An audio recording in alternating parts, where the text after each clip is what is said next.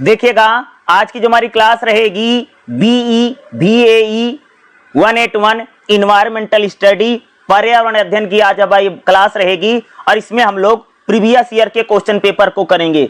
इस वीडियो में आप सभी को कम से कम 150 से 200 क्वेश्चन कराने वाला हूं। कम से कम 3-4 साल या 5 साल का प्रीवियस ईयर का क्वेश्चन पेपर आपको इस वीडियो में देखने को 100% मिलेगा। मैंने पहले भी एक वीडियो बना रखा है, उसका कमेंट बॉक्स में मैं लिंक दे दूंगा, जाकर के आप लोग जरूर देख सकते हैं, जिसमें मैंने 4 साल के प्रीवियस ईयर के क्वेश्चन पेपर कराए थे।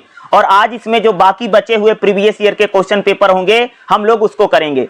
सबसे पहले जो मैं आपको ये प्रीवियस ईयर का क्वेश्चन करा रहा हूं इन्वायरमेंटल स्टडी का, भाई मेरे दिसंबर 2024 का प्रीवियस ईयर का क्वेश्चन पेपर है। और एक चीज मैं बता दूं, आप सभी का जो एग्जाम होगा ना, ये 2 घंटे का एग्जाम होता है, ठीक है। और एग्जाम में 50 क्वेश्चन आते हैं और 50 नंबर का पेपर होगा, यानी एक नंबर का एक क्वेश्चन होता है। और आपको पास होने के लिए कम से कम 18 नंबर चाहिए। और ये जो एग्जाम होता है ना, OMR सीट पर होता है। इसमें ओनली और ओनली मल्टीपल चॉइस क्वेश्चन आते हैं, इसमें कुछ लिखना नहीं है किसी को, इसमें सिर्फ भाई मेरे गोले भरने हैं, गोले भरने होते हैं, ठीक है। एग्जाम OMR सीट पर होता है, इस बात को आप लोग खास तौर से ख्याल रखिएगा। 2 घंटे का एग्जाम है, हो सकता कि आपके एडमिट कार्ड पर या होल टिकट पर 3 घंटे लिखा हो, पर 3 घंटे का पेपर नहीं है, खाली 2 घंटे एग्जाम है। 2 बजे से लेकर के 4 बजे तक एग्जाम चलेगा। 2 घंटे में आपको 50 क्वेश्चन करने, यानी 50 गोले भरने और बिल्कुल सही भरने हैं। और इसमें हम 3-4 साल के प्रीवियस ईयर के क्वेश्चन पेपर को करेंगे। तो चलिएगा भाई, हम लोग इस क्लास को स्टार्ट करते हैं और आप लोग इसको ध्यान से सुनिएगा। जो मैं आपको बता रहा हूं, इसमें से बहुत सारे क्वेश्चन आपको एग्जाम में देखने को जरूर मिलेगा, ठीक है। देखिएगा, अगर मैं पहला क्वेश्चन पढ़ूं, देखो पहला क्वेश्चन देखो क्या इन्होंने पूछ रखा है। निम्नलिखित में से कौन सा 17 सतत विकास के लक्ष्यों में से नहीं है? भाई सतत विकास के लक्ष्यों में से इसमें से कौन सा नहीं है? अगर मैं बात करूं, जैसे भूमि पर जीवन, स्वच्छ जल और स्वच्छता, सभ्य काम और आर्थिक वृद्धि, लैंगिक समता।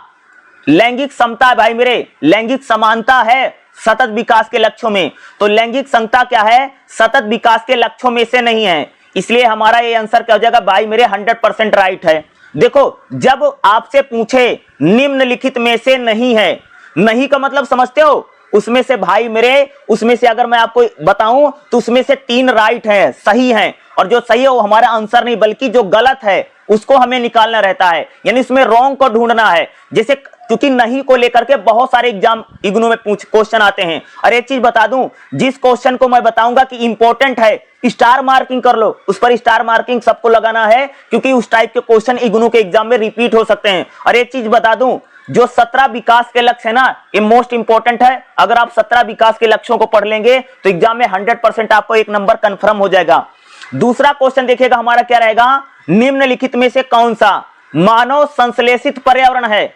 इसमें से पूछ रखा मानव संश्लेषित पर्यावरण क्या है? जैसे शहर, झील, बागान, बांध। भाई मानव संश्लेषित पर्यावरण क्या होता है? तो अगर मैं जैसे बात करूं तो इसमें अगर आप देखेंगे तो बागान, ठीक है, बागान क्या है? मानव संश्लेषित पर्यावरण है। तीसरा क्वेश्चन देखिएगा, किस व्यक्ति ने कहा था सतत विकास शब्द एक विरोधाभासी है? भाई मेरे, किस इंसान ने कहा था ये कि भाई सतत विकास जो शब्द है उसको विरोधाभासी किसने बताया था? तो उसको भाई मेरे जो विरोधाभासी बताया था उसको हर्मन डेली ने बता रखा है। हर्मन डेली ने कहा था कि जो सतत विकास शब्द है विरोधाभास है, इसमें ये राइट आंसर होगा। अगला क्वेश्चन देखिएगा, चौथा क्या रहेगा। निम्नलिखित में से कौन सा जैविक घटक है? एक चीज बता दूं, एग्जाम में जैविक घटक और अजैविक घटक को लेकर के खूब क्वेश्चन पूछे जाते हैं। तो भाई मेरे, इसमें से अगर मैं जैविक घटक की बात करूं तो इन चारों में से अगर आप देखोगे, जैसे मृतपोषी, जल, प्रोटीन और तापमान, कौन सा इसमें से इन्होंने पूछ रखा भाई मेरे? जैविक घटक है। तो इसमें से भैया जैविक घटक जो मृतपोषी क्या है? इसमें से जैविक घटक है। 5वां क्वेश्चन देखिएगा हमारा क्या रहेगा। निम्नलिखित में से कौन सा कथन सही है? इसमें से राइट कौन सा है हमको ये बताना रहेगा। जैसे अगर मैं इसमें से राइट आंसर की बात करूं तो पारिस्थितिक तंत्र आकार और जटिलता में भारी अंतर का प्रतिनिधित्व करता है, यही हमारा आंसर जो रहेगा बिल्कुल राइट आंसर बनेगा, ठीक है। चलिए अगला क्वेश्चन देखते हैं जो हमारा नेक्स्ट क्वेश्चन रहेगा, ठीक है। अगला क्वेश्चन देखिएगा भाई मेरे, क्वेश्चन नंबर 6 क्या रहेगा। क्वेश्चन नंबर 6 है, निम्नलिखित में से कौन सा उच्च मांसभक्षी है? भाई मेरे, उच्च मांसभक्षी क्या है? गिद्ध जो है इसमें से कह सकते हैं उच्च मांसभक्षी में आएगा, ये हमारा राइट आंसर होगा। 7वां क्वेश्चन देखो, क्वेश्चन रिपीट हो गया ना और बहुत बार है भाई। जैव मंडल में सल्फर का भंडार होता है, जैव मंडल में सल्फर का जो भंडार होता है वो क्या होता है भाई, अवसाद एवं मृदा होता है। तो इसमें अवसाद लिख रखा है तो इंपॉर्टेंट है, इसमें स्टार मार्किंग कीजिएगा। अगले क्वेश्चन में भी स्टार मार्किंग कर लो। क्या है, होमलोक और मैपाल के वृक्ष कहां पर पाए जाते हैं? तो भाई मेरे होमलोक और जो मैपाल के वृक्ष हैं ये शीतोष्ण सदाबहार वनों में पाए जाते हैं। जो शीतोष्ण सदाबहार वन होते हैं इसमें होमलोक और मैपाल के वृक्ष पाए जाते हैं।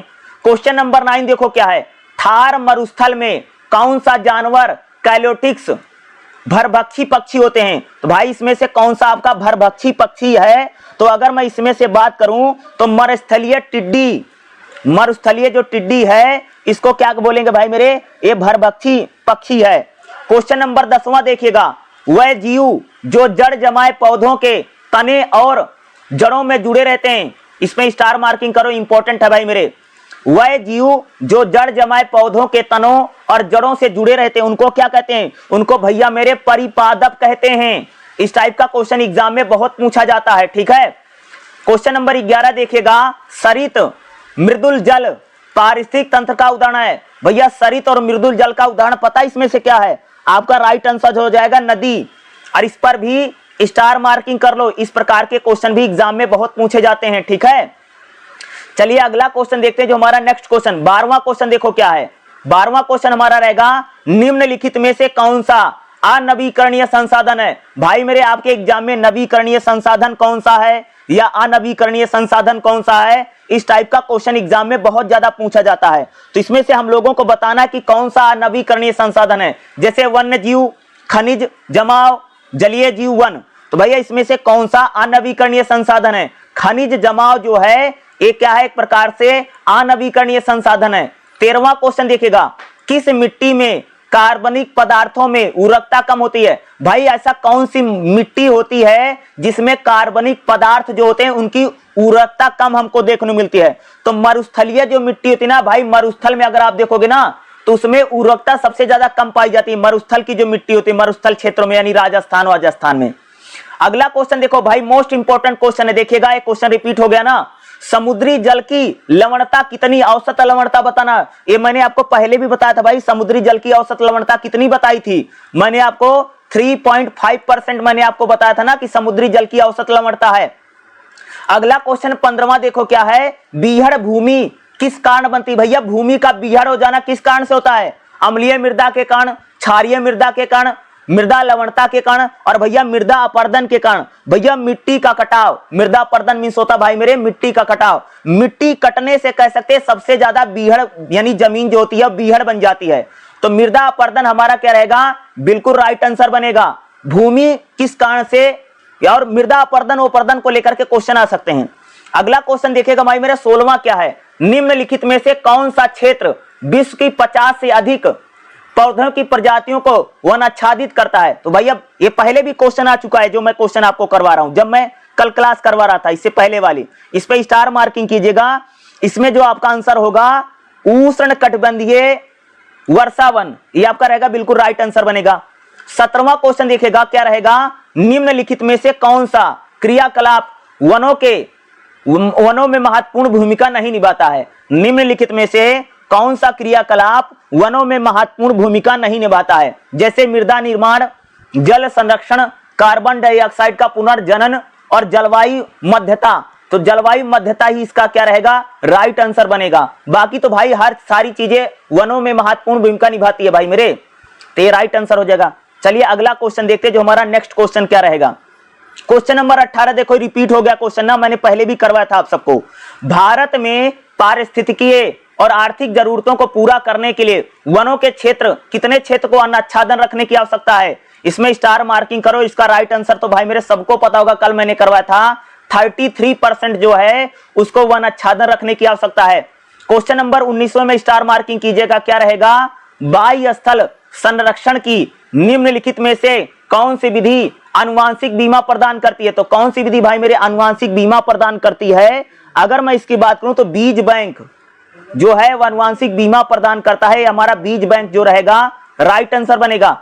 अगला क्वेश्चन देखो, देखो एक क्वेश्चन आ गया ना, आक्रामक प्रजाति दो त्वचा में एलर्जी पैदा करती है। यानी भाई ऐसी कौन सी आक्रामक प्रजाति है जिससे हमारे स्किन में यानी त्वचा में क्या हो जाती है भाई मेरे, एक प्रकार से एलर्जी का कारण है।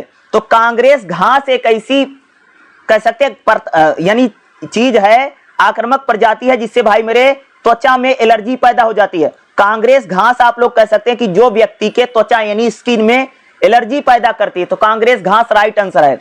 21वां क्वेश्चन देखिएगा, देखो इंपॉर्टेंट क्वेश्चन है, निम्नलिखित में से कौन सा भारत का प्रथम जीवमंडल आरक्षित क्षेत्र है। तो भाई मेरे भारत का प्रथम जीवमंडल जो आरक्षित क्षेत्र है वो अगर मैं बात करूं खास तौर से, इसमें जो राइट आंसर होगा हमारा जो बनेगा वो आपका राइट आंसर बनेगा भाई मेरे नीलगिरी। नीलगिरी हमारा क्या है, बिल्कुल राइट आंसर बनेगा। ये हमारा क्या रहेगा, राइट आंसर रहेगा। अगला क्वेश्चन देखेगा, निम्नलिखित में से कौन सा नाजुक आवास के रूप में मान्य नहीं है। भाई नाजुक आवास के रूप में कौन सा मान्य नहीं है, अगर हम लोग बात करें पर्णपाती वन, पर्णपाती वन जो आपका रहेगा ये राइट आंसर बनेगा। ये हमारा क्या है, बिल्कुल राइट आंसर है। अगला क्वेश्चन देखेगा, निम्नलिखित में से कौन सा जैव निम्नीकरण प्रदूषक है। तो इसमें से कौन सा जैव निम्नीकरण प्रदूषक है, अगर मैं इसकी बात करूं तो इसमें जो कागज है ये जैव निम्नीकरण प्रदूषक की कैटेगरी में आता है। ठीक है, इसमें जो तीसरा रहेगा, तीसरा जो हमारा बिल्कुल राइट आंसर बनेगा। ठीक है, चलिए अगला क्वेश्चन मैं बताता हूं। क्वेश्चन नंबर अगला देखिएगा 24वां क्वेश्चन नंबर 24 क्या रहेगा, निम्नलिखित में से कौन सा मुख्य रूप से घरेलू प्रदूषक है। तो घरेलू प्रदूषक जैसे ओजोन, जैविक पदार्थ, कार्बन डाइऑक्साइड, तो भाई इसमें से कौन सा घरेलू प्रदूषक है। ओजोन भी घरेलू प्रदूषक नहीं है, जैविक पदार्थ भी घरेलू प्रदूषक नहीं है और कार्बन डाइऑक्साइड भी घरेलू प्रदूषक नहीं है। तो बचा कौन, दूसरा ही आपका हो जाएगा भाई मेरे, क्या है ये आपका घरेलू प्रदूषक है। अगर मैं बात करूं क्वेश्चन नंबर 25वां देखिएगा, इसमें स्टार मार्किंग कर लेना, निम्नलिखित में से कौन सा प्रकाश संश्लेषित ऑक्साइड है। प्रकाश संश्लेषित ऑक्साइड इसमें से कौन सा है। अगर मैं बात करूं तो इसमें जो प्रकाश संश्लेषित ऑक्साइड है वो भाई आपका आंसर हो जाएगा ओजोन। ओजोन जो है वो प्रकाश संश्लेषित ऑक्साइड है। अगला क्वेश्चन देखिएगा 26वां, कीचड़ गैस में मुख्य रूप से शामिल होता है। तो भाई मेरे जो कीचड़ गैस होती है उसमें मुख्य रूप से अगर मैं बात करूं तो मीथेन शामिल होता है। भाई मेरे मीथेन पहला हमारा क्या हो जाएगा, बिल्कुल राइट आंसर बनेगा। 27वां देखो क्वेश्चन फिर आ गया ना, ये बहुत बार आता है, हॉटस्पॉट खाली स्थान क्षेत्र हैं। तो भाई मेरे जो हॉटस्पॉट होता है, जो खाली स्थान क्षेत्र होते हैं उनमें क्या उच्च स्थानिकतावाद है। भाई मेरे क्या रहेगा, उच्च स्थानिकतावाद होता है। ये हमारा क्या हो जाएगा 27वें का दूसरा राइट आंसर बनेगा। ठीक है, क्वेश्चन नंबर 28 देखो, देखो क्या है, एक बहु जैव विविधता वाले देश में भारत के बारे में कौन सा कथन सही नहीं है। और इसमें स्टार मार्किंग कीजिएगा, इस प्रकार से क्वेश्चन एग्जाम में बहुत ज्यादा आते हैं। अगर मैं इसमें बात करूं तो भारत में 12 जैव भौगोलिक क्षेत्र हैं, 12 नहीं भाई मेरे बल्कि 10 हैं। ये हमारा राइट आंसर हो जाएगा। और इस टाइप का क्वेश्चन जो 28वां, इस प्रकार के क्वेश्चन मैं देख रहा हूं पिछले 2-3 साल से ये लोग खूब पूछ रहे हैं, तो इस बार भी एग्जाम में आपसे पूछा जा सकता है। ठीक है, चलिए अगला क्वेश्चन देखते हैं। जो नेक्स्ट क्वेश्चन क्या रहेगा, क्वेश्चन नंबर 29 देखेगा 29वां, निम्नलिखित में से कौन सा जैव विविधता का गैर उपयोगिता मूल्य है। तो जैव विविधता का गैर उपयोगिता जो मूल्य है वो है भाई मेरे वसीहत मूल्य। तो वसीहत मूल्य जो रहेगा ये आपका बिल्कुल क्या बनेगा भाई मेरे, राइट आंसर बनेगा। वसीहत मूल्य आपका राइट आंसर है। अगला क्वेश्चन देखेगा हमारा 30वां क्वेश्चन क्या रहेगा। 30वां जो क्वेश्चन क्या है, निम्नलिखित में से किसकी भारत में आनुवांशिक विविधता अधिकतम होती है। भाई सबसे ज्यादा आनुवांशिक विविधता किस चीज में पाई जाती है, ये आपसे पूछा जा रहा है। अगर मैं आनुवांशिक विविधता के बारे में बात करूं तो सबसे ज्यादा जो आनुवांशिक विविधता है, एक बात देखो, आम में पाई जाती है। हाईएस्ट आनुवांशिक विविधता अगर आप देखेंगे तो आम में होती है। भाई मेरे अगर आप देखोगे जो आम होता ना उसमें सबसे ज्यादा आनुवांशिक विविधता हम लोगों को देखने को मिलती है। ये मैंने आपको पहले भी क्वेश्चन करा है, तो 30वें क्वेश्चन में स्टार मार्किंग कर लो। इसमें जो आम है ना वो हमारा बिल्कुल राइट आंसर बनेगा। आनुवांशिक विविधता सबसे ज्यादा हाईएस्ट आम में पाई जाती है। ठीक है, क्वेश्चन नंबर 31 देखो क्या है, एक बायोमास गैसीफायर रूपांतरित करता है? एग्जाम में पहले आ चुका है क्वेश्चन। एक बायोमास गैसीफायर क्या रूपांतरित करता है? तो भाई मेरे एक ठोस ईंधन को गैसीय ईंधन में रूपांतरित करता है। क्या करता है जी? एक ठोस ईंधन को गैसीय ईंधन के रूप में क्या करता है? रूपांतरित करने का काम करता है। अगला क्वेश्चन देखिएगा, क्वेश्चन नंबर 32, निम्नलिखित में से कौन सा स्रोत फोटो बेल्टीय सेलों द्वारा ऊर्जा अपक्षयित होती है? तो भैया किसमें होती है? तो ये पहले भी क्वेश्चन आ चुका है, इसमें स्टार मार्किंग कर लीजिएगा। इसमें सूर्य जो आपका रहेगा बिल्कुल राइट आंसर बनेगा। सूर्य राइट आंसर है 32वें का। ये पूछ रहा ना, स्रोतों में फोटो वोल्टिक सेलों द्वारा ऊर्जा अच्छापित होती है, तो भाई इसका सूर्य है। और पहले भी एग्जाम में क्वेश्चन पूछा गया, इसमें स्टार मार्किंग कर लेना 32वें में, 31वें में, सब में। अगला भी एक क्वेश्चन पहले भी आ चुका है, देखो क्या है, निम्नलिखित में से कौन सा क्षेत्र भारत में अधिकतम तेल का उत्पादक है? मैंने पहले भी बताया था भाई मेरे यहाँ, सबसे ज्यादा तेल हमारे देश में कहाँ निकलता है? तो भाई मेरे इंडिया में सबसे ज्यादा जो तेल है वो अगर आप देखोगे बॉम्बे हाई ही तो मैंने बताया था कि भाई सबसे ज्यादा जो तेल है। देखो तेल तो चारों जगहों से निकलता है, इसमें जो दे रखा है, ऊपरी असम से भी, खाड़ी से भी निकलता है, कृष्णा गोदावरी बेसिन से, लेकिन सबसे ज्यादा कहां से निकलता है अधिकतम? तो भाई मेरे बॉम्बे हाई है, इसमें स्टार। अगला क्वेश्चन में स्टार मार्किंग कर लीजिएगा। 34वां क्या है, निम्नलिखित में से कौन सी अपशिष्ट न्यूनीकरण की विधि नहीं है? भाई इसमें से कौन सा अपशिष्ट न्यूनीकरण की विधि नहीं है? तो इसमें भूमि भरण जो है वो कह सकते हैं अपशिष्ट न्यूनीकरण की विधि नहीं, बाकी सारी अपशिष्ट न्यूनीकरण की विधियां हैं। चलिए अगला क्वेश्चन देखते हैं, जो नेक्स्ट क्वेश्चन रहेगा। अगला क्वेश्चन हमारा रहेगा भाई मेरे क्वेश्चन नंबर 35वां। क्या है, निम्नलिखित में से कौन सा अपशिष्ट का रासायनिक उपचार नहीं है? भाई मेरे इसमें कौन सा अपशिष्टों का रासायनिक उपचार नहीं है, ये आपसे क्वेश्चन पूछ रखा है। अगर मैं अपशिष्ट के रासायनिक उपचार की बात करूं तो इसमें जो आपका आंसर बनेगा ना, वो भाई मेरे बनेगा अनुकूलन।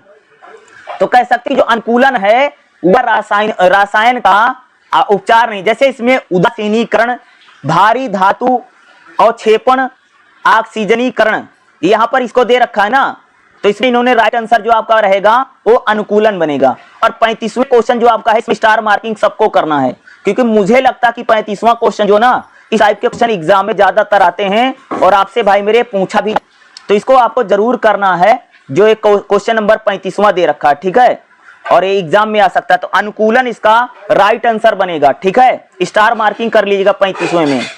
अगला क्वेश्चन नंबर 36 क्या रहेगा देखिएगा, निम्नलिखित में से कौन सी विधि परमाणु कचरे के निपटान के लिए उपयोगी है? भाई परमाणु कचरे का निपटान सबसे बढ़िया किसमें होता है? तो भाई मेरे परमाणु कचरे का जो निपटान होता है ना, वो खास तौर से सबसे ज्यादा भूमिगत निपटान, भैया जमीन के नीचे दबा दो, पहला राइट आंसर हो जाएगा। क्या पूछा है 36वें में, कर लेना स्टार मार्किंग।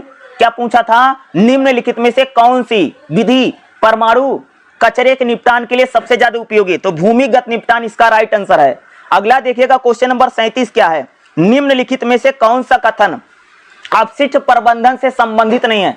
तो भाई मेरे इसमें से कौन सा अपशिष्ट प्रबंधन से संबंधित नहीं है? इसमें चौथा है, अस्पताल के कचरे को जलाना होगा, ये इसी से संबंधित नहीं, राइट आंसर होगा चौथा। अगला क्वेश्चन देखिएगा, मोस्ट इंपोर्टेंट क्वेश्चन रहेगा, स्टार मार्किंग कीजिएगा। निम्नलिखित में से कौन सा जलवायु परिवर्तन से संबंधित है? तो भाई जलवायु परिवर्तन से कौन सा संबंधित प्रोटोकॉल है? क्योटो प्रोटोकॉल मैंने आपको पहले भी बताया था, पहले भी एग्जाम में आ चुका है। तो क्योटो प्रोटोकॉल जो है वो जलवायु परिवर्तन से संबंधित प्रोटोकॉल है जो सम्मेलन हुआ था। अगला क्वेश्चन 39 देखिएगा, ओजोन परत निम्नलिखित में से वायुमंडल में सीमा में पाई जाती है? तो भाई मेरे जो ओजोन परत है ये आप लोग कह सकते हो कि 15 से 50 किलोमीटर की सीमा में पाई जाती है, तो हमारा राइट आंसर बनेगा ओजोन परत जो है वो खास तौर से कह सकते हो कि समताप मंडल में पाई जाती है। कई बार ये भी पूछ लेगा कि ओजोन परत कहां पर पाई जाती है, समताप मंडल में पाई जाती है। ओजोन परत जो है 15 से 50 किलोमीटर के बीच में कह सकते हैं समताप मंडल में पाई जाती है। और ओजोन परत वाला जो क्वेश्चन है ना एग्जाम में मोस्ट इंपोर्टेंट है, और ओजोन परत को लेकर के लोग खूब सवाल पूछते हैं एग्जाम में, पेपर में। ठीक है, अगला क्वेश्चन देखो, 40वां क्वेश्चन भी रिपीट हो गया ना, निम्नलिखित में से कौन सा मनुष्य में चर्म रोग और कैंसर और मोतियाबिंद का कारण? भैया आदमी में ऐसी कौन सी चीज है जिससे चर्म रोग होता है यानी स्किन को लेकर के दिक्कत होती है, और मोतियाबिंद हो सकता है। तो भाई मेरे कौन सी है? पराबैंगनी विकिरण ना, सूर्य की जो खतरनाक पराबैंगनी विकिरणें हैं उसी से भाई मनुष्यों में चर्म रोग, कैंसर या मोतियाबिंद का कारण हो सकता है। तो पराबैंगनी विकिरणें, एक क्वेश्चन पहले भी आ चुका है जो मैं आपको करवा रहा हूं 40वां। अगला देखिएगा हमारा क्वेश्चन नंबर 41, देखो क्या है, पहले भी क्वेश्चन आ चुका है 41वां, इंपॉर्टेंट है। देखो, वायु निवारण और प्रदूषण नियंत्रण अधिनियम किस वर्ष लागू किया गया? वायु निवारण या नियंत्रण जो अधिनियम है 1981 यानी 1981 में इसको लागू किया गया था, याद रखिएगा। क्वेश्चन नंबर 42 देखो क्या है, राष्ट्रीय हरित अधिकरण का मुख्यालय कहां है? ये मैंने आपको पहले भी बताया था, स्टार मार्किंग कर लीजिएगा। राष्ट्रीय हरित अधिकरण का जो मुख्यालय है वो कहां है भाई मेरे? नई दिल्ली। तो दूसरा आपका क्या हो जाएगा? राइट आंसर हो जाएगा, दूसरा राइट आंसर है हमारा। राष्ट्रीय हरित जो अधिकरण है इसके अगर मैं मुख्यालय की बात करूं, इसका खास तौर से जो मुख्य सेंटर है वो नई दिल्ली में कह सकते हो कि स्थापित किया गया है। राष्ट्रीय हरित जो अधिकरण है उसका मुख्यालय कह सकते हो कि नई दिल्ली में इसको बनाया गया है। तो ये क्या हो सकता है? इंपॉर्टेंट हो सकता है, ठीक है। तो अगर मैं बात करूं तो ये इंपॉर्टेंट रहेगा, इसको आपको जरूर करना है जो मैं आपको बता रहा हूं, ठीक है। जैसे मैंने आपको राष्ट्रीय हरित अधिकरण का मैंने आपको बताया, ये नई दिल्ली में बना है, ठीक है। अगला क्वेश्चन देखोगे, क्वेश्चन नंबर 43 क्या रहेगा? पर्यावरण सुरक्षा प्रावधान हमारे संविधान में किस वर्ष किया गया है? एक क्वेश्चन पहले भी मैं बता चुका हूं, आ भी चुका है भाई, पूछा था ना पर्यावरण प्रावधान हमारे संविधान में किस वर्ष किया गया है। तो भाई कब किया गया था ये आप सबको पता होगा, 1976 बताया था ना, 1976 पहले भी आ चुका है, ये मैंने पहले भी बताया है। क्वेश्चन नंबर 43 में स्टार मार्किंग कर लो भाई मेरे, आ सकता है एग्जाम में। अगला क्वेश्चन देखो, रोगों की उत्पत्ति के अध्ययन को क्या कहा जाता है? तो भाई मेरे रोगों की उत्पत्ति उसके अध्ययन को हम लोग हेतु विज्ञान कहते हैं, ये राइट आंसर होगा, इसमें भी स्टार मार्किंग कर लीजिएगा। अगला क्वेश्चन देखो 45 क्या है, निम्नलिखित में से कौन सा ताज टाइपोजिनियम में स्थित नहीं है? पहले भी आ चुका है। तो भाई मेरे निम्नलिखित में से कौन सा ताज टाइपोजिनियम में स्थित नहीं है? इसमें जो होगा सहारनपुर की चीनी मिलें हमारा राइट आंसर बन जाएगा, ठीक है। तो 45वें का तीसरा सहारनपुर की चीनी मिलें राइट आंसर बनेगा, ठीक है। चलिए अगला क्वेश्चन कराता हूं। नेक्स्ट हमारा क्वेश्चन नंबर 46 क्या है, बाढ़ की वजह से 2/3 वैश्विक मृत्यु का परिणाम कौन से देश में? भाई मेरे बाढ़ से सबसे ज्यादा लोग कहां पर मरते? 2/3 लोग। तो ये आप सबको पता चल गया कि कल मैं क्वेश्चन करवा भी रहा था कि भाई मेरे बाढ़ से 2/3 से ज्यादा लोग जो है भारत और बांग्लादेश में भाई मेरे मरते हैं। पूरी दुनिया में जितनी बाढ़ आती ना, सबसे ज्यादा लोगों का मरने का जो संख्या है वो भारत और बांग्लादेश में है भाई मेरे, सबसे ज्यादा आदमी भारत और बांग्लादेश में ही कह सकते इस प्रकार से मरते हैं, राइट आंसर होगा, ठीक है हमारा। अगला क्वेश्चन देखिएगा, क्वेश्चन नंबर 47 क्या है, शांत घाटी एक सकरी घाटी है या किस नदी पर स्थित है? यानी जो हमारी शांत घाटी है ये किस नदी पर स्थित है? मैंने आपको पहले भी बताया था। क्वेश्चन नंबर 47 में स्टार मार्किंग करो, क्वेश्चन नंबर 46 में भी स्टार मार्किंग करो। क्वेश्चन नंबर 47 जो शांत घाटी एक सकरी घाटी है, कौन सी है? कुंथी नदी, कुंती हो, ये हमारा राइट आंसर बन जाएगा भाई मेरे, कुंथी नदी। अगला क्वेश्चन देखिएगा, क्वेश्चन नंबर 48 क्या रहेगा, निम्नलिखित में से कौन सा समुदाय में प्रबंधन की मजबूत समझ नहीं है? भाई मेरे निम्नलिखित में से कौन से समुदाय में प्रबंधन की मजबूत समझ नहीं होती है? अगर मैं इसके आंसर की बात करूं तो अगर आप देखोगे इसमें शहरी समुदाय में कह सकते हो कि प्रबंधन की मजबूत समझ नहीं होती, राइट आंसर हो जाएगा शहरी समुदाय। अगला क्वेश्चन देखिएगा, क्वेश्चन नंबर 49वां, सुदूर क्षेत्रों में स्वामित्व मिलन है। सुदूर क्षेत्रों में जो स्वामित्व मिलन उसको क्या कहा जाता है? प्रक्रियात्मक समानता कहा जाता है, हमारा राइट आंसर बनेगा। और 50वां क्वेश्चन क्या रहेगा, इनविस का मुख्यालय कहां है? भाई मेरे बहुत बार इस टाइप के क्वेश्चन आ सकते हैं, इसका जो मुख्यालय इसका हेडक्वार्टर पूछा जा रहा है और इस टॉपिक से रिलेटेड बहुत सारे क्वेश्चन इस बार में भी आएगा। तो इसका जो मुख्यालय भाई मेरे कहां पर है? नई दिल्ली में स्थित है, ये राइट आंसर हो जाएगा। अगर मैं बात करूं, आप सबको मैंने दिसंबर 2024 के 50 क्वेश्चन थे, उसका मैंने आपको राइट आंसर बताया। और एक चीज बता दूं, जितने मैंने आंसर निकाल रखे हैं सारे बुक से निकाल रखे हैं, और ज्यादातर आंसर इसमें जो है भाई 100% राइट मैं आपको बता रहा हूं, ठीक है। और ये सारे लोग हम बुकों में से काफी समय लगता है भाई मेरे इन आंसरों को निकालने में, और किताब में से निकाल रखा है। और यहाँ तो मैं आपको फटाफट जल्दी से इसका राइट आंसर बता दे रहा हूँ। और कई बार मैं ये भी बताता हूँ कौन कौन सा इंपॉर्टेंट है, और जो मैं प्रीवियस ईयर के क्वेश्चन की पेपर की क्लास करवा रहा हूं ना, आप लोग जरूर देखिएगा। इसमें बहुत सारा क्वेश्चन ना आपको एग्जाम में 100% भाई मेरे रिपीट होगा, याद रखिएगा। और जब आप एग्जाम देने बैठेंगे ना तो आपको पता चलेगा कि मैंने जो क्वेश्चन कराए बहुत सारे क्वेश्चन आपके एग्जाम में आए हुए हैं। ठीक है, चलिए अगला क्वेश्चन पेपर देखते हैं। ठीक, देखिएगा अगला जो हमारा क्वेश्चन पेपर रहेगा बीई बीएई 181, जैसे मैंने आपको बताया कि हम लोग इसी क्लास को कर रहे हैं। और अगला क्वेश्चन पेपर हम लोग जो करेंगे ये दिसंबर 2023 का करेंगे भाई मेरे। ठीक है, क्योंकि दिसंबर 2023 का मैं आप सबको क्वेश्चन पेपर करवाता हूं। ठीक है, तो चलिए दिसंबर 2023 वाला देखते हैं। और ये भी काफी इंपॉर्टेंट हो सकता है और इसमें से बहुत सारे क्वेश्चन मैं जरूर कह सकता हूं कि आपके एग्जाम में रिपीट हो सकते हैं। तो इसलिए जो जो इंपॉर्टेंट बताऊंगा उसको खास तौर से आपको 100% मार्किंग करना, 100% लगाना ही आंसर है। तो पहला क्वेश्चन देखो, स्टार मार्किंग कर लो भाई मेरे, आ सकता है। देखो क्या है, सतत विकास की अवधारणा को किसमें औपचारिक रूप से परिभाषित किया गया है? तो भाई मेरे सतत विकास की जो अवधारणा है उसको कहां पर परिभाषित किया गया है? ब्रुटलैंड आयोग की रिपोर्ट में इसको परिभाषित किया गया है। तो पहला राइट आंसर है, पहले का पहला भाई। तो सतत विकास की जो अवधारणा है उसको कह सकते हो कि ब्रुटलैंड आयोग की रिपोर्ट में परिभाषित किया गया है। दूसरा क्वेश्चन देखिएगा, प्रदूषण गहन आर्थिक उत्पादन से पर्यावरण के अनुकूल प्रक्रियाओं की ओर गति कहलाती है। तो इसका राइट आंसर क्या होगा? तकनीकी परागम। ठीक है, क्या है? प्रदूषण गहन आर्थिक उत्पादन से पर्यावरण के अनुकूल प्रक्रियाओं की ओर गति कहलाती, क्या कहलाती है? तकनीकी परागम कहलाता है। तीसरा क्वेश्चन देखिएगा, निम्नलिखित में से कौन सा सतत विकास के लक्ष्यों में से नहीं है? देखो फिर क्वेश्चन आ गया ना, इसमें भी स्टार मार्किंग कर लो भाई। निम्नलिखित में से कौन सा सतत विकास के लक्ष्यों में से नहीं है? स्वच्छ पानी, स्वच्छता, सस्ती और स्वच्छ ऊर्जा, भूमि पर जीवन, स्वच्छ हवा, इसका क्या हमारा जगह है? ये भाई मेरे राइट आंसर हो जाएगा। चौथा क्वेश्चन देखो फिर आ गया ना, इसमें स्टार मार्किंग करना। अपघटक को किसके रूप में जाना जाता है? भाई अपघटक को मृतपोषी के रूप में जाना जाता है भाई मेरा, राइट आंसर हो जाएगा। चौथे का चौथा राइट आंसर है। अपघटक को किसके रूप में हम लोग जानते हैं? मृतपोषी के रूप में जानते हैं। ठीक है, पांचवा क्वेश्चन देखेगा, पारिस्थितिक तंत्रों से संबंधित निम्नलिखित में से कौन सा कथन असत्य है, यानी इसमें गलत बताना है? तो भाई अगर मैं बात करूं, सभी पारिस्थितिक तंत्र पूरी तरीके से मूर्त सीमाएं होती, यानी पांचवें का पहला हमारा जो बनेगा ये राइट आंसर बनेगा भाई मैं 100% राइट है। क्वेश्चन नंबर 6 देखिएगा, छठा, जीवमंडल के जल घटक के रूप में जाना जाता है। जीवमंडल को जल घटक को जलमंडल के रूप में जाना जाता है भाई मेरे, जलमंडल बोला था पहले भी। छठे में कह सकते आप लोग स्टार मार्किंग कर लो भाई मेरे, स्थल मंडल को यानी कह सकते हो कि भूमंडल के रूप में जाना जाता है, जल घटक को जलमंडल के रूप में जाना जाता है और भूमि मंडल को स्थल मंडल के रूप में जाना जाता है। कई बार पूछेगा भूमि घटक को किसके रूप में, तो स्थल मंडल। जब पूछे जल घटक को किसके रूप में जाना जाता है, तो जल मंडल के रूप में जाना जाता है। छठा भाई मेरे काफी इंपॉर्टेंट क्वेश्चन है, इस टाइप के क्वेश्चन आपके एग्जाम में पूछे जा सकते हैं और इसको करके भी एग्जाम में आपको जाना है।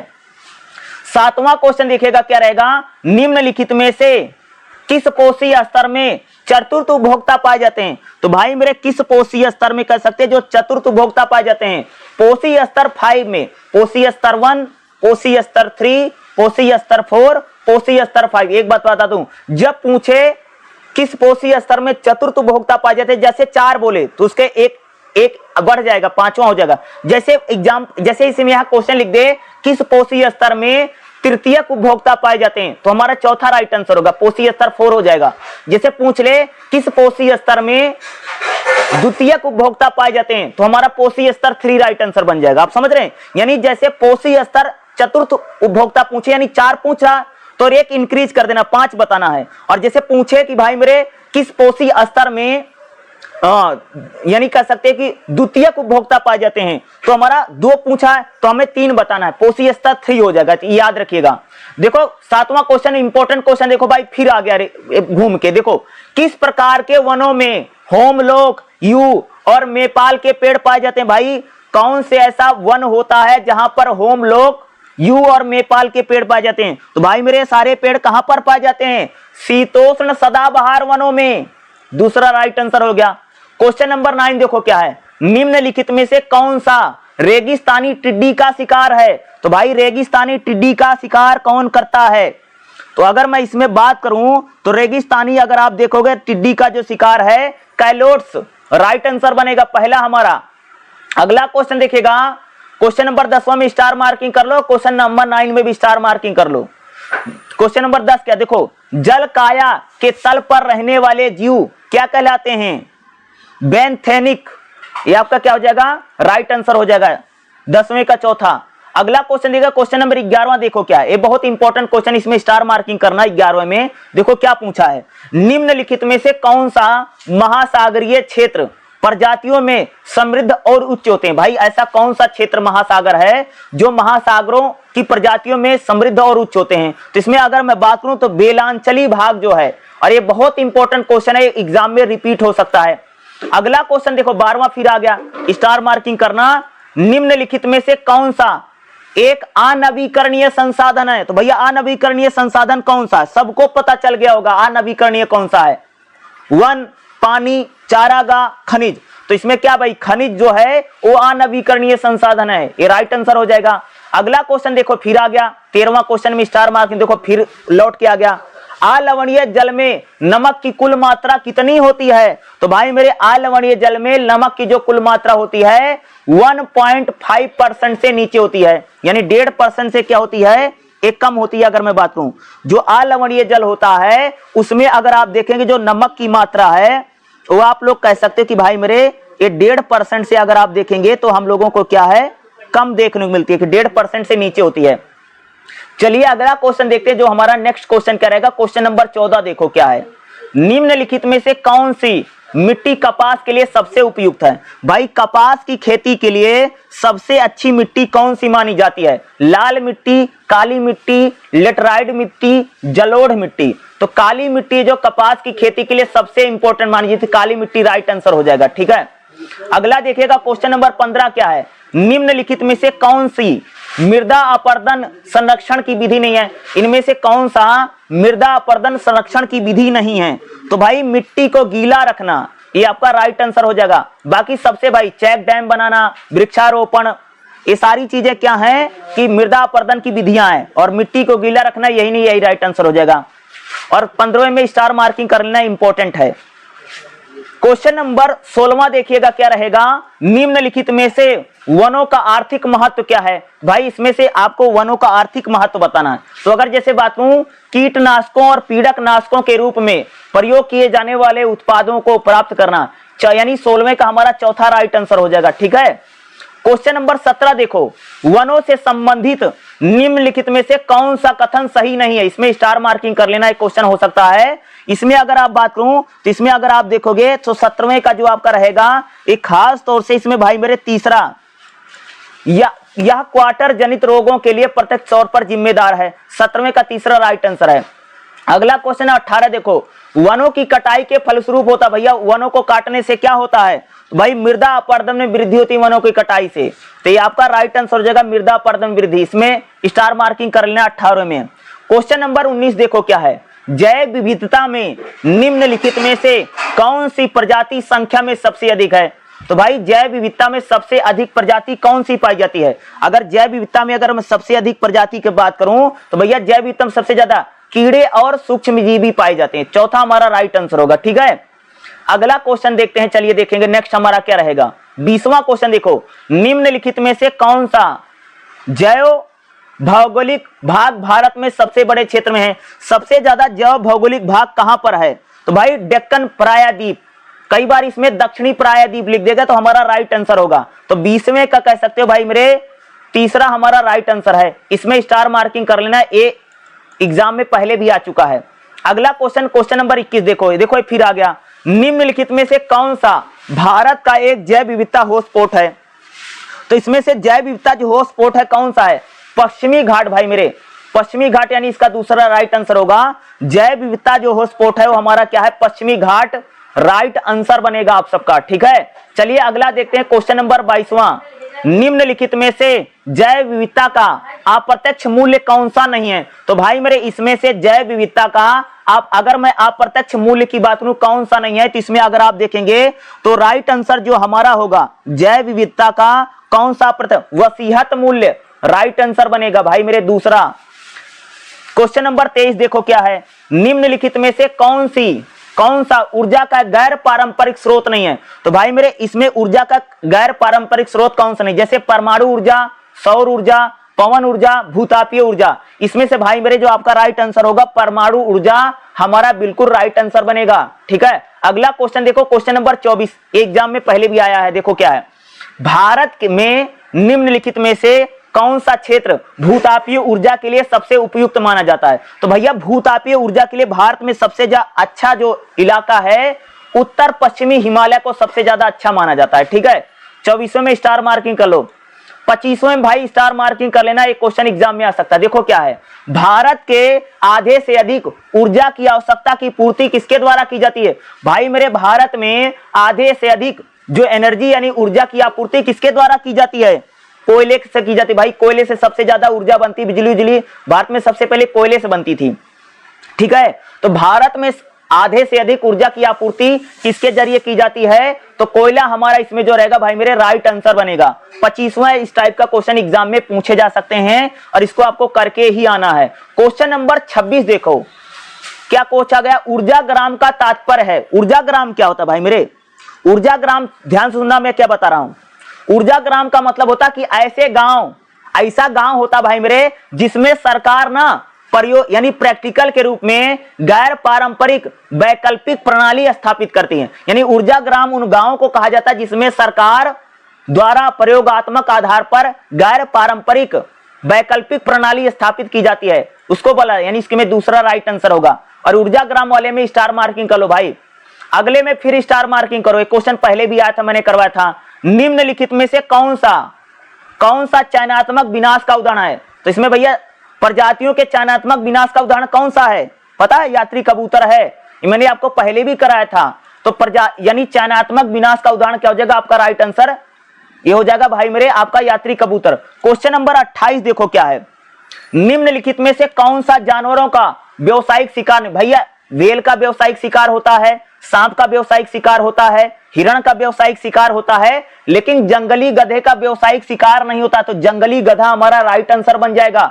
अगला क्वेश्चन देखो, फिर एक क्वेश्चन आ गया, ये आपको पता चल गया होगा, इसमें स्टार मार्किंग करना। 29वें में निम्नलिखित में से कौन सा आक्रामक प्रजाति नहीं है। तो भाई कौन सा आक्रामक प्रजाति नहीं है, जलकुंभी आक्रामक प्रजाति है, घास खरपतवार आक्रामक प्रजाति है, मैसी कीट आक्रामक प्रजाति है, मीठी मटर जो आक्रामक प्रजाति नहीं है। तो हमारा मीठी मटर राइट आंसर बन जाएगा भाई मेरे। तो इसमें से कौन सी आक्रामक प्रजाति नहीं है पूछा गया, तो मीठी मटर आक्रामक प्रजाति नहीं होती है। अगला क्वेश्चन देखिएगा, क्वेश्चन नंबर 30 क्या रहेगा, निम्नलिखित में से कौन सा स्वस्थानीय संरक्षण का उदाहरण है। 30वें में स्टार मार्किंग करो भाई मेरे, निम्नलिखित में से कौन सा स्वस्थानीय संरक्षण का एग्जाम्पल है। तो स्वस्थानीय अगर मैं एग्जाम्पल की बात करूं तो राष्ट्रीय उद्यान हमारा राइट आंसर बनेगा भाई मेरे, राष्ट्रीय उद्यान।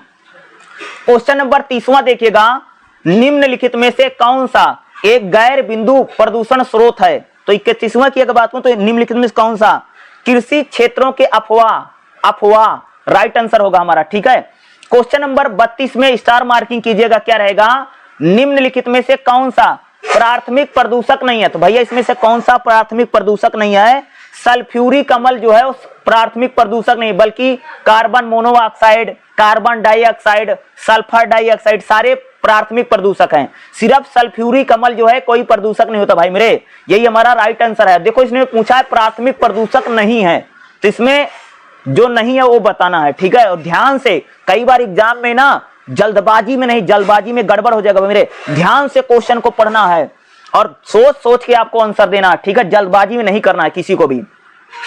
अगला देखो क्वेश्चन फिर आ गया, मैंने आपको पहले भी करवाया है, देखो आगे ना क्वेश्चन नंबर 33 याद देखो क्या क्वेश्चन पूछा है, स्टार मार्किंग करना। भारत में आरएसपीएम का मान स्तर कितना है। तो भाई मेरे भारत में जो आरएसपीएम का मान स्तर है, इसमें स्टार मार्क एक आ सकता है, 60 माइक्रोग्राम प्रति घन है भारत में आरएसपीएम का माइक्रो यानी मानक स्तर। अगला क्वेश्चन देखिएगा, क्वेश्चन नंबर 34 का स्टार मार्किंग कीजिएगा, निम्नलिखित में से कौन सा परीक्षण द्वारा कोलीफॉर्म का पता लगाया। भैया किससे कोलीफॉर्म का पता लगाया है, एम्पियन टेस्ट के जरिए। राइट आंसर हमारा हो जाएगा एम्पियन टेस्ट। अगला देखिएगा क्वेश्चन नंबर 35 क्या रहेगा, निम्नलिखित में से कौन सा अपशिष्ट न्यूनीकरण का तरीका नहीं है। अपशिष्ट न्यूनीकरण का जो तरीका नहीं है, अब जैसे प्रक्रिया में शोधन, अपशिष्ट पृथक्करण, अपशिष्ट का पुनर्चक्रण, अपशिष्ट सांद्रता, तो इसमें जो अपशिष्ट पुनर्चक्रण है यही नहीं है, हमारा राइट आंसर बन जाएगा।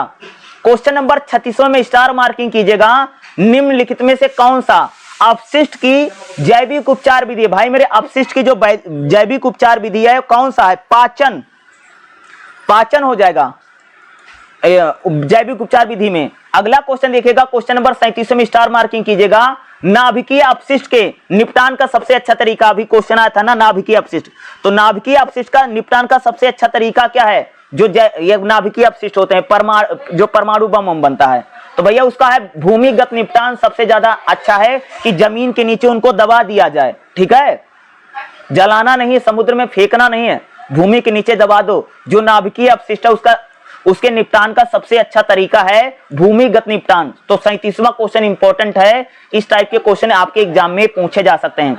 अगला क्वेश्चन देखिएगा, क्वेश्चन नंबर 38 क्या है? निम्नलिखित में से कौन सी हरित गृह गैस नहीं है? भैया इसमें से कौन सी हरित गृह गैस नहीं है? तो अगर मैं बात करूं जैसे carbon dioxide, methane, sulphur dioxide, chlorofluorocarbon, तो हरित गृह गैस कौन सी नहीं है? तो सल्फर डाई जो ऑक्साइड है वो हरित गृह गैस नहीं होती है। ठीक है, क्वेश्चन नंबर 39वां देखिएगा, निम्नलिखित में से कौन सा जलवायु परिवर्तन पर राष्ट्रीय कार्यक्रम योजना के 8 मिशनों में से नहीं है? क्या क्वेश्चन पूछा है, इसमें स्टार मार्किंग कीजिएगा। क्या है? निम्नलिखित में से कौन सा जलवायु परिवर्तन के राष्ट्रीय कार्यक्रम के योजना के 8 मिशनों में से नहीं है? इसमें से अगर मैं बात करूं तो राष्ट्रीय ग्रामीण स्वास्थ्य मिशन यही नहीं है, ये हमारा क्या भाई मेरे राइट आंसर। क्वेश्चन नंबर 40 में आ जाओ, मोस्ट इंपॉर्टेंट क्वेश्चन है, देखो फिर आ गया ना, इसका आंसर तो मैंने अभी आपको बताया भी था। वायुमंडल में ओजोन परत सामान्यता कहां पाई जाती है? यानी वायुमंडल में ओजोन परत सामान्यता कहां पाई जाती है? अभी मैंने आपको बताया भी था, वायुमंडल में जो ओजोन परत है भाई मेरे समताप मंडल में पाई जाती है। अरे मोस्ट इंपॉर्टेंट क्वेश्चन है, पेपर में बहुत बार पूछा गया भाई मेरे, ओजोन परत कहां पर पाई जाती है? और ओजोन से रिलेटेड आपके एग्जाम में एक क्वेश्चन 100% कह सकता हूं आपको एग्जाम में आएगा ही आएगा। अगला देखिएगा, क्वेश्चन नंबर 41 क्या है? राष्ट्रीय हरित अधिकरण की मुख्य बेंच कहां? देखो फिर क्वेश्चन आ गया, इसमें स्टार मार्किंग कीजिएगा। राष्ट्रीय हरित अधिकरण की जो मुख्य बेंच यानी इसकी मुख्य शाखा कहां है? अभी मैंने आपको बताया था ना इसकी मुख्य शाखा, तो भाई मेरे नई दिल्ली में है। राष्ट्रीय हरित अधिकरण की जो मुख्य शाखा है ये नई दिल्ली में है। चलिए अगला क्वेश्चन देखते हैं जो नेक्स्ट क्वेश्चन रहने वाला है। अगला क्वेश्चन देखिएगा हमारा क्या रहेगा, 42वां क्वेश्चन देखो क्या है? ओजोन परत की कमी को पूरा करने के लिए मॉन्ट्रियल विज्ञप्ति पर राष्ट्रों द्वारा सहमति कब व्यक्त की गई है? तो ओजोन परत को कमी को पूरा करने के लिए पदार्थों पर मॉन्ट्रियल विज्ञप्ति राष्ट्रों द्वारा कब सहमति व्यक्त की गई? तो भाई मेरे जो सहमति है 1987 में व्यक्त की गई, यानी इसका दूसरा राइट आंसर होगा। अगला क्वेश्चन देखिए, क्वेश्चन नंबर 43, बेसेल समझौता किससे संबंधित है? तो बेसेल जो समझौता है रसायन और खतरनाक अपशिष्टों से, पहले भी क्वेश्चन आ चुका है, क्वेश्चन नंबर 43 में पहले भी कल करवाया था। और अगला देखिएगा 42वां जो क्वेश्चन है ये भी इंपॉर्टेंट है, स्टार मार्किंग कर लेना। अगला क्वेश्चन देखो, ये मोस्ट इंपॉर्टेंट क्वेश्चन क्या रहेगा? क्वेश्चन नंबर 44 क्या देखो पूछ रखा है, निम्नलिखित में से कौन सा रोग आनुवांशिक प्रभाव के कारण से नहीं होता? भैया आनुवांशिक प्रभाव के कारण से कौन सा रोग नहीं होता? सीजोफ्रीनिया चौथा राइट आंसर हो जाएगा भाई रे। और इस टाइप के क्वेश्चन बहुत एग्जाम में आते हैं।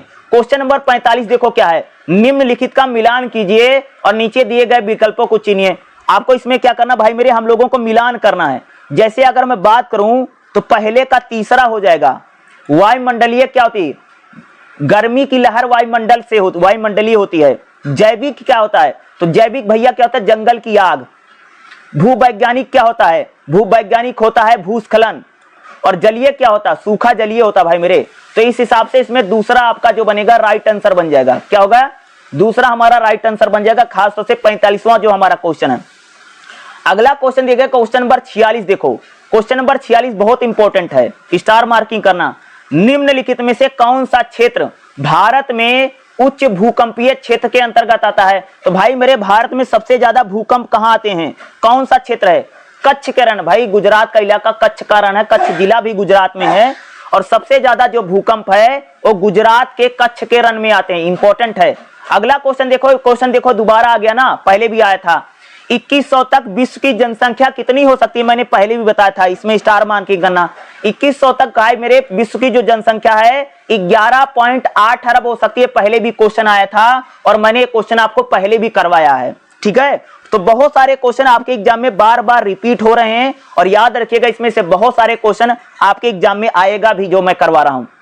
अगला क्वेश्चन देखिए, क्वेश्चन नंबर 48 जो है, निम्नलिखित में से कौन सा इनविस का केंद्र नहीं है। तो इसमें से भाई मेरे कौन सा केंद्र नहीं है, इसमें अखिल भारतीय आयुर्वेद संस्थान नई दिल्ली है, नहीं है हमारा राइट आंसर है। क्वेश्चन नंबर 49 देखिएगा, प्रकृति के प्रति निम्नलिखित में से कौन सा दृष्टिकोण मानता है कि पृथ्वी पर रहने वाले सभी जीवों के मूल्य और अधिकार बराबर है। क्या मानता है, प्रकृति के प्रति निम्नलिखित में से कौन सा दृष्टिकोण मानता है कि पृथ्वी पर रहने वाले सभी जीवों और उनके मूल्य अधिकार बराबर हैं। तो कौन सा मानता है, तो भाई वो मानता है पारिस्थितिकवाद मानता है। तो पारिस्थितिकवाद हमारा राइट आंसर होगा।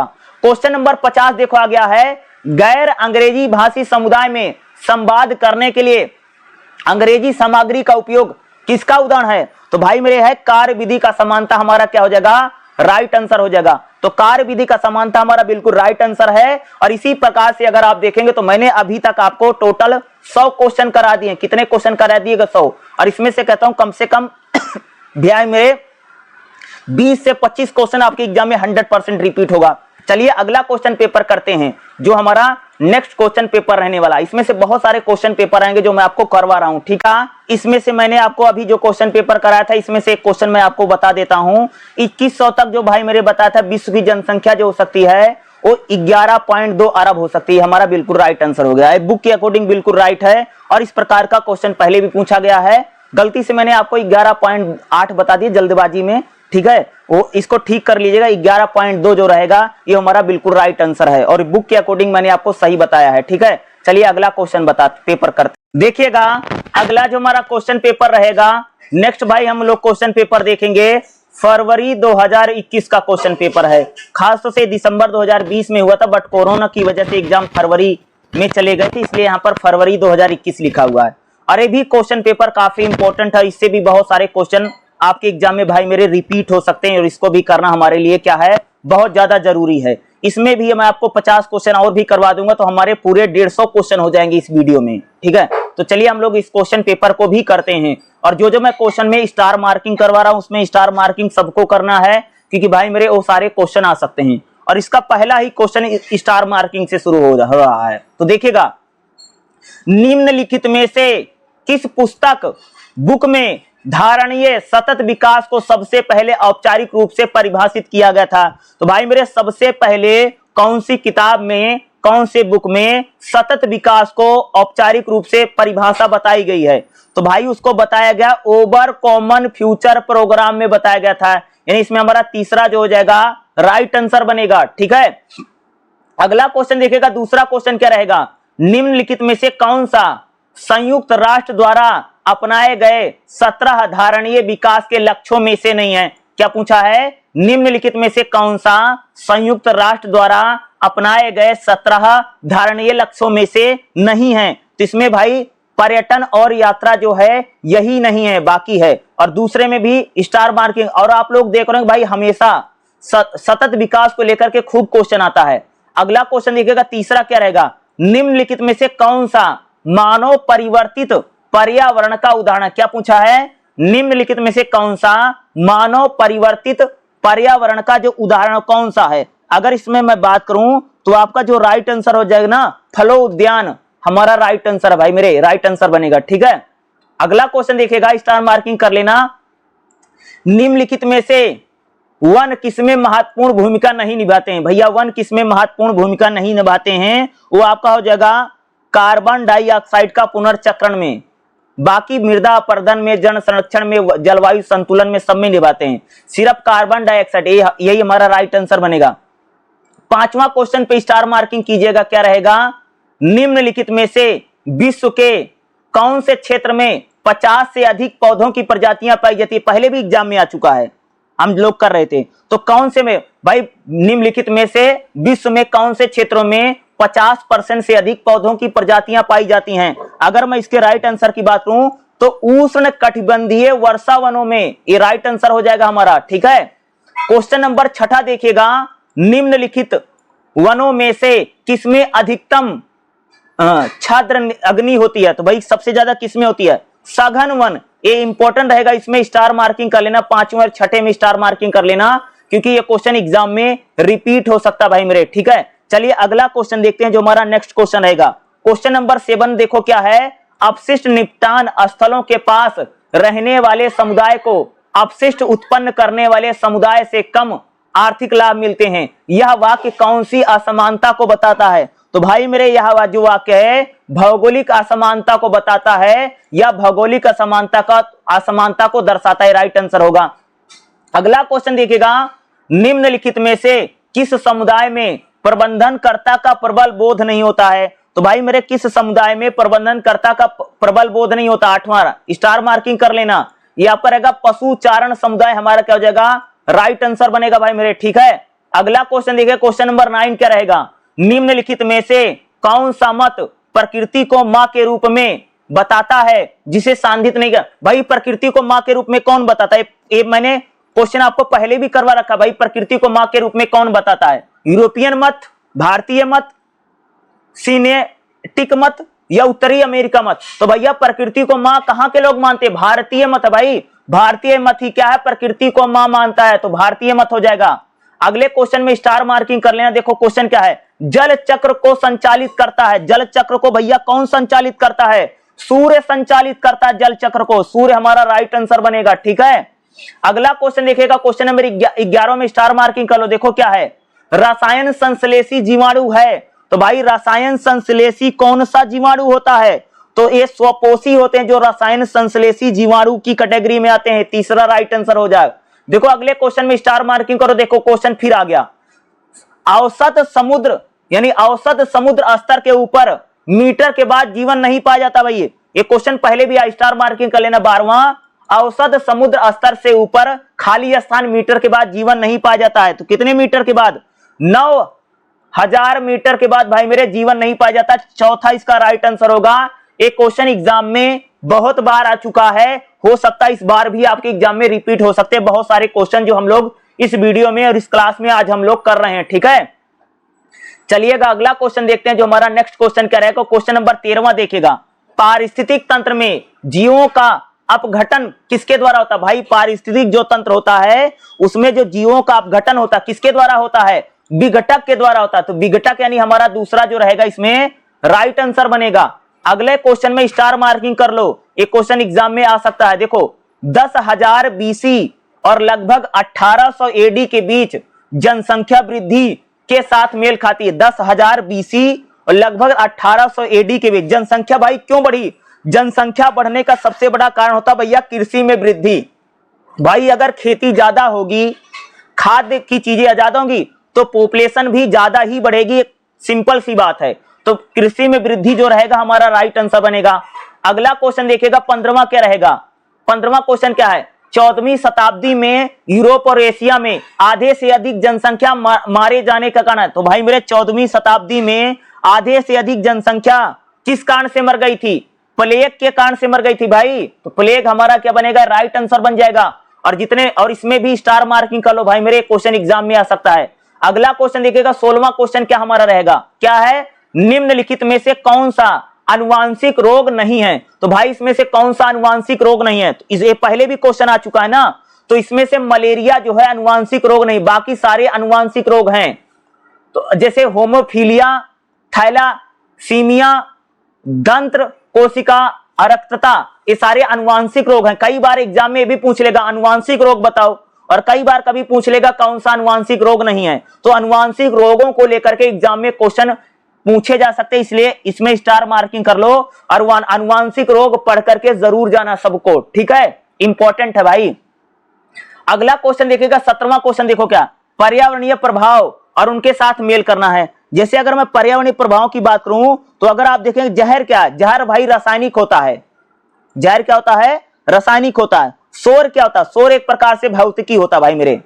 भीड़ भाड़ क्या होती है? भीड़ भाड़ एक प्रकार से क्या होती है? समाज विज्ञान संबंधी होती है भाई मेरे। भीड़ भाड़ क्या होती है? समाज विज्ञान संबंधी होती है।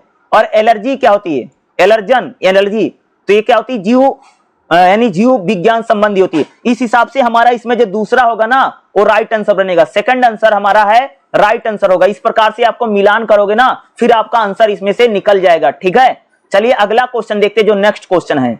ठीक है, अगला क्वेश्चन देखो, स्टार मार्किंग कर लो भाई मेरे। देखो क्वेश्चन आ गया, शंकुधारी वनों में मृदा कैसी होती है, पहले भी करवा चुका हूं। शंकुधारी वनों में मृदा कैसी होती है भाई मेरे, शंकुधारी वनों में जो मृदा है अम्लीय तथा खनिज की कमी वाली होती है। राइट आंसर हो जाएगा। शंकुधारी वनों में मिट्टी कैसे है, तो अम्लीय तथा खनिज की कमी वाली होती है भाई शंकुधारी वनों में मिट्टी। अगले क्वेश्चन में फिर स्टार मार्किंग करो। क्वेश्चन देखो फिर आ गया, ऐसे जीव जो जड़ जमाए पौधों के तनों और पत्तियों पर संलग्न रहते हैं क्या कहलाते हैं, उसको भाई क्या कहा जाता है, उसको अगर आप देखेंगे तो हम लोग भाई बोलते हैं परिपादप। तो परिपादक हमारा राइट आंसर बनेगा।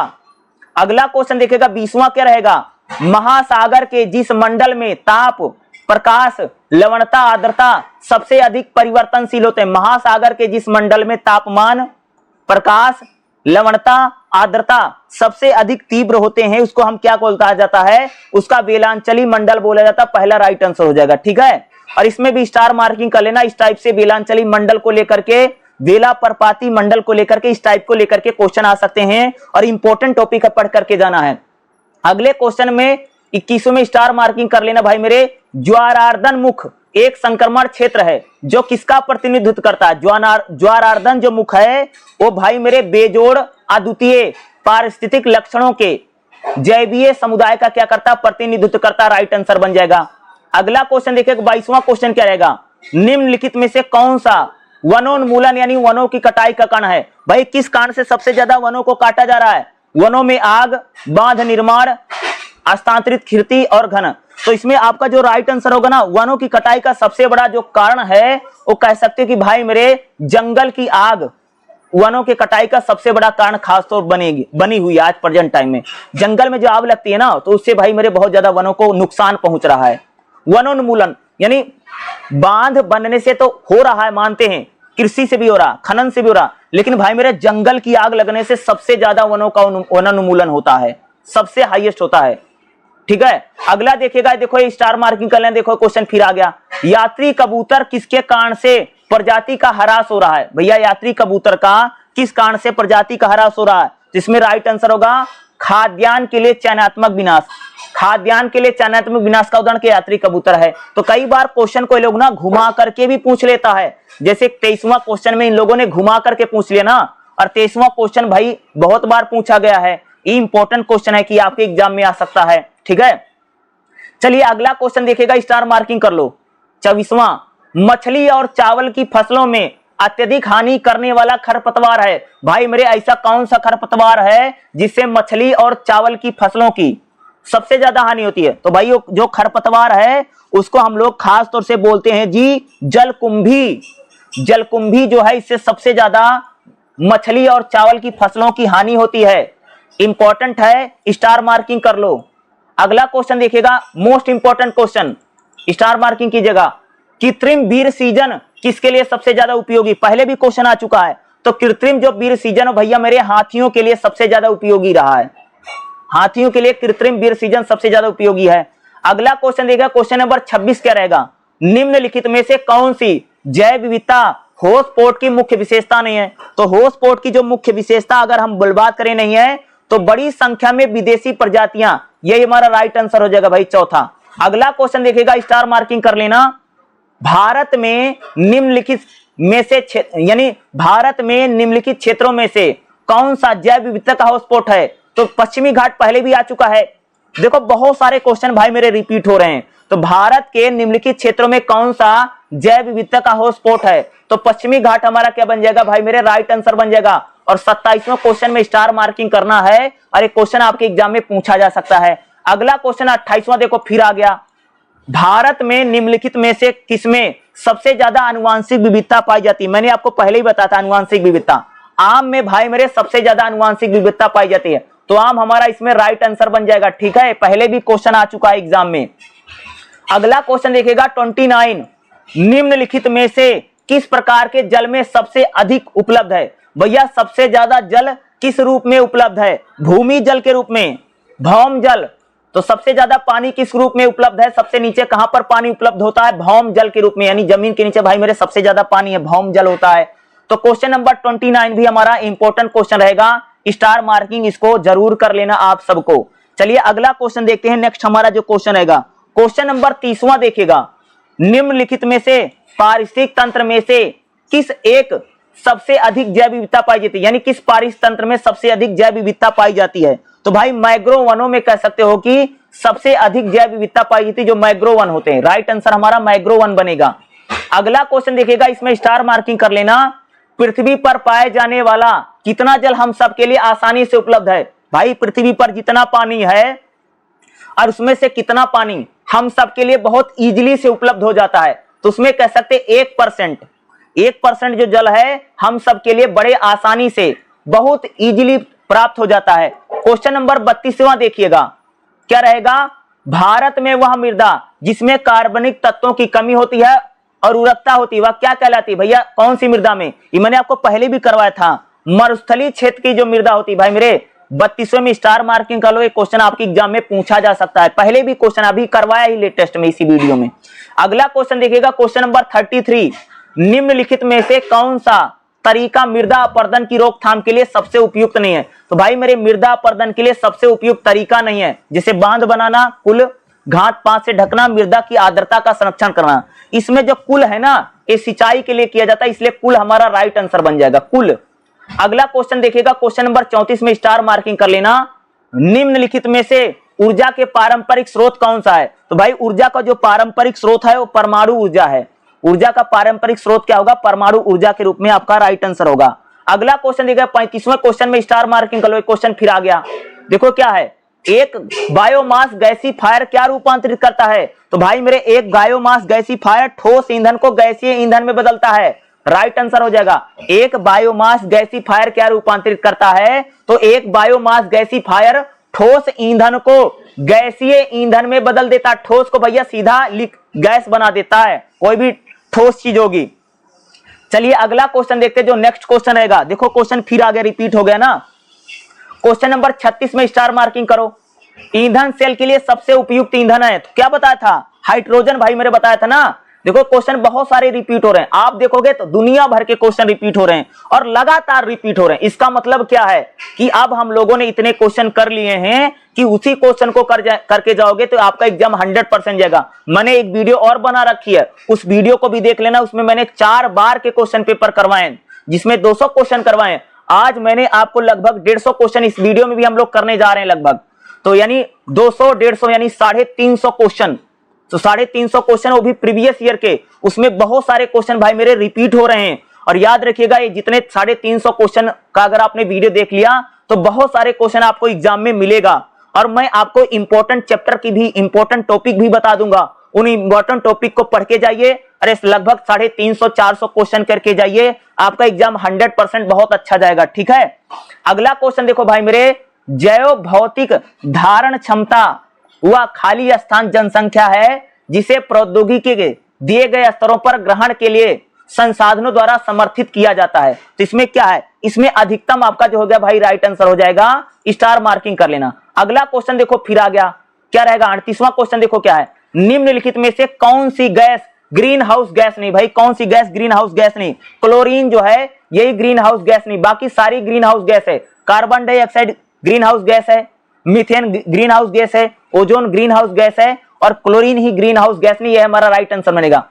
क्वेश्चन नंबर 39वां देखिएगा, निम्नलिखित में से कौन सा जलवायु परिवर्तन से संबंधित नहीं है। तो भाई इसमें से कौन सा जलवायु परिवर्तन से संबंधित नहीं है, मॉन्ट्रियल प्रोटोकॉल जो है यही जलवायु परिवर्तन से संबंधित नहीं है। अगले क्वेश्चन में स्टार मार्किंग कर लो, देखो क्वेश्चन फिर आ गया ना, वायुमंडल में किस पारस में ओजोन परत पाई जाती। भैया ओजोन परत कहां से कहां तक पाई जाती, कितने किलोमीटर में, तो 15 से 50 किलोमीटर मैंने पहले करवाई, इसी वीडियो हम लोगों ने करा।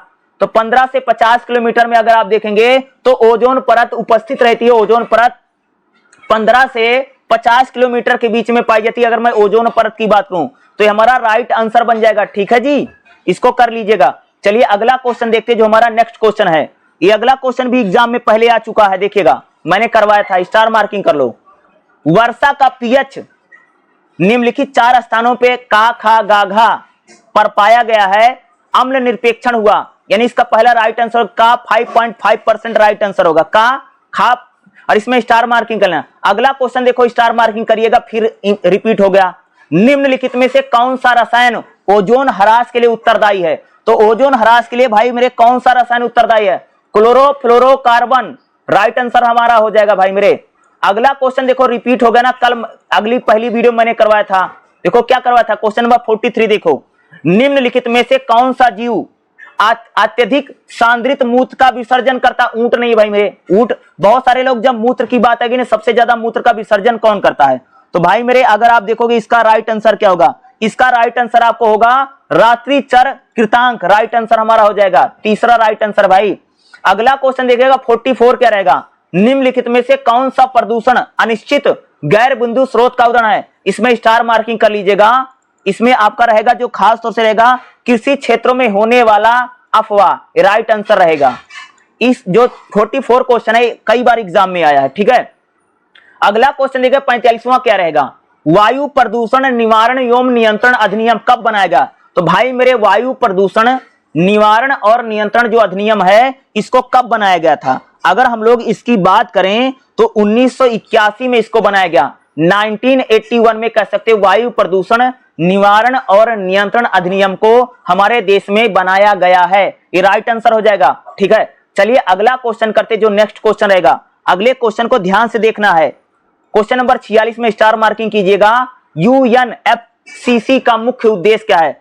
ग्रीन हाउस गैस, ओजोन क्षयीकरण पदार्थ, जैविक विविधता, रासायन और संकटदायी अपशिष्ट, इसमें से क्या होगा? ग्रीन हाउस गैस जो है यूएनएफसीसी का भाई मेरे मुख्य उद्देश्य, पहला राइट आंसर हो जाएगा। क्वेश्चन नंबर 47 देखो क्या है, निम्नलिखित में से कौन सा अपशिष्ट न्यूनीकरण की विधि नहीं है? ये भी क्वेश्चन बहुत बार आ चुका, स्टार मार्किंग कीजिएगा, क्वेश्चन मैंने करवाया है, क्या रहेगा, निम्नलिखित में से कौन सा अपशिष्ट न्यूनीकरण की विधि नहीं है? तो अगर मैं बात करूं भाई मेरे कौन सा अपशिष्ट न्यूनीकरण की विधि नहीं, सैनिटरी लैंडफिल निस्तारण, यही नहीं, बाकी तीनों तो है ही। अगला क्वेश्चन देखिएगा, क्वेश्चन नंबर 48 क्या रहेगा, अस्पतालों को विषाक्त के निस्तारण के, भाई अस्पतालों में जो वेस्ट मटेरियल है, जो अपशिष्ट है, उसके लिए कौन सी विधि सबसे ज्यादा उपयोगी होती है? भाई अस्पताल का जो अपशिष्ट होता है उसके लिए भस्मीकरण सबसे ज्यादा इंपॉर्टेंट माना जाता है, भस्मीकरण जो विधि सबसे ज्यादा इंपॉर्टेंट है। 48वें का पहला जो हमारा रहेगा ये राइट आंसर बनेगा, इस पे राइट आंसर लगा दीजिएगा, ये हमारा राइट आंसर है। चलिए अगला क्वेश्चन देखिएगा, क्वेश्चन नंबर 49 क्या रहेगा, जल स्रोतों में जीवों की उपस्थिति के आकलन के लिए सबसे उपयुक्त विधि है? भाई मेरे जल स्रोतों में स्टार मार्किंग कर लेना, जल स्रोतों में जीवों की उपस्थिति के आकलन के लिए सबसे जो विधि है ना वो एम्पियन है भाई मेरे, एम्पियन हमारा राइट आंसर बनेगा। क्वेश्चन नंबर 49 में स्टार मार्किंग कर लो, क्वेश्चन नंबर 48 में स्टार मार्किंग कर लो, ठीक है, जो मैं बता रहा हूं। अब हमारा क्वेश्चन नंबर 50वां आ गया है, तो क्वेश्चन नंबर 50वां क्या रहेगा, एमएबी की स्थापना किसके अंतर्गत की गई है? इसमें भी स्टार मार्किंग की लीजिएगा। एमईबी की जो स्थापना है ना जैव विविधता अधिनियम के तहत की गई भाई मेरे, तो इसमें जैव विविधता अधिनियम आपका राइट आंसर बन जाएगा, तीसरा हमारा राइट आंसर है। तो एमईबी की स्थापना जैव विविधता अधिनियम के तहत की गई है। अगर मैं इस वीडियो की बात करूं तो आज हमने अभी तक 150 क्वेश्चन कर लिए। इससे पहले मैंने एक वीडियो कराया था जिसमें हम लोगों ने आपको 200 क्वेश्चन मैंने आपको कराए थे, वो वीडियो का लिंक भी आपको कमेंट बॉक्स में जाने से मिल जाएगा, उस वीडियो को भी आप लोग जरूर देख लीजिएगा। 200 क्वेश्चन का एक वीडियो मैंने पहले बनाया है, उस वीडियो को देख लीजिए, कमेंट बॉक्स में आपको दे दूंगा, वहां पर आपको मिल जाएगा जाओगे तो। और 150 क्वेश्चन का इस वीडियो में हमने 150 क्वेश्चन किए, और इसमें से बहुत सारे क्वेश्चन मिनिमम कम से कम 30 से 35 क्वेश्चन आपको एग्जाम में इसी में से आपको मिलने वाले हैं, या ऐसे ही क्वेश्चन आपको आएंगे, थोड़ा घोर घुमा के आ सकते हैं, लेकिन मोस्टली यही क्वेश्चन आप लोग देख रहे होंगे। 2 दिन से हम लोग क्लास कर रहे हैं और बहुत सारे क्वेश्चन अगर आप लोग देखोगे बार बार ये भाई मेरे क्या हो रहे हैं, रिपीट हो रहे हैं। तो जो क्वेश्चन रिपीट हो रहे हैं मैं बीच बीच में बताता भी रहता हूं कि कौन सा इंपॉर्टेंट है, स्टार मार्किंग कर लो। देखो ये क्वेश्चन फिर आ गया, तो इसका मतलब क्या है कि वो उस टाइप के क्वेश्चन बार बार आ रहे हैं या बार बार पूछे जा रहे हैं। तो जो क्वेश्चन बार बार आ रहा है ना, इन सारे टॉपिक को, ये इंपॉर्टेंट टॉपिक बन गए, तो इंपॉर्टेंट टॉपिक का आपको हमारे चैनल पर एक वीडियो और देखने को मिलेगा जिसमें मैं आप सभी को इंपॉर्टेंट टॉपिक बता दूंगा कि भाई मेरे कौन कौन से इंपॉर्टेंट टॉपिक हैं, और हर चैप्टर में से बहुत सारे इंपॉर्टेंट टॉपिक हैं। अगर आप उनको पढ़ के जाएंगे तो आपका एग्जाम सच में बहुत अच्छा जाएगा। और मेरे से कई सारे लोगों ने खास तौर से जो पीडीएफ है इनका आंसर मांगा था, तो खास तौर से अगर आप लोग कमेंट बॉक्स में जाओगे ना तो वहां पर मैं आपको खास तौर से गूगल ड्राइव की कुछ मैं लिंक दे दूंगा, वहां पर इसका आंसर लगे हुए हैं। तो आप जाकर के उन फाइलों को ओपन करके इसके आंसर को बाकायदा आप पढ़ सकते हैं अगर किसी भाई को पढ़ने की जरूरत है। साथ में टेलीग्राम चैनल पर भी मैं इसकी पीडीएफ को डाल दूंगा। अगर आप लोग इसको पढ़ना चाहते हैं, टेलीग्राम अध्ययन एजुकेशन सेंटर के नाम से एक टेलीग्राम चैनल है। अध्ययन हिंदी में लिखना, एजुकेशन सेंटर अंग्रेजी में लिखिएगा, बाकी आपको टेलीग्राम पर चैनल मिलेगा। खास तौर से कमेंट बॉक्स में अगर होगा तो मैं इसको पीडीएफ बना करके और गूगल ड्राइव बना करके लिंक दे दूंगा और इसका आप लोग आंसर को भी पढ़ सकेंगे। ठीक है, अगर आपका कोई सवाल है तो कमेंट जरूर कीजिएगा। और एक वीडियो हम लोग जरूर करेंगे जिसमें मैं आप सभी को इंपॉर्टेंट टॉपिक बताऊंगा, कौन कौन से इंपॉर्टेंट टॉपिक हैं और उनको आप सबको पढ़ के जाना ही जाना है। ठीक है।